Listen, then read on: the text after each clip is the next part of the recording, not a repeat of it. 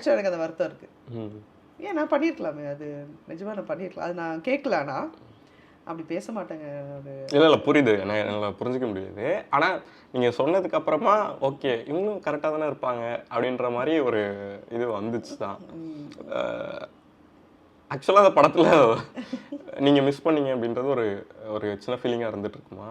இல்லை, எனக்கு அதில் எதுக்குமே கூப்பிடல அவர். ஓகே. எனக்கு ஏன்னா அந்த கேரக்டர் விட்டால் வேறு எதுவும் ஸ்ட்ராங்காக இல்லை, நான் பண்ணுற மாதிரி அங்கே எதுவுமே இல்லை. கூப்பிட்டுருந்தா என்ன அந்த கேரக்டர் தான் கூப்பிட்டுருக்கணும், அது கூப்பிடல. அது ஏன்னு எனக்கு தெரியல. கேட்கணுன்னு ஆசை இருக்குது. ஆனால் ஒரு சில டைம் நான் வந்து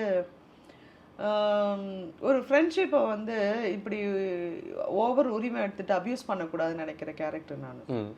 இது அவர்கிட்ட இல்லை, எல்லா இடத்துலையுமே நான் கொஞ்சம் அப்படி தான். ஃபேமிலிக்குள்ளேயே நான் அப்படி தான்.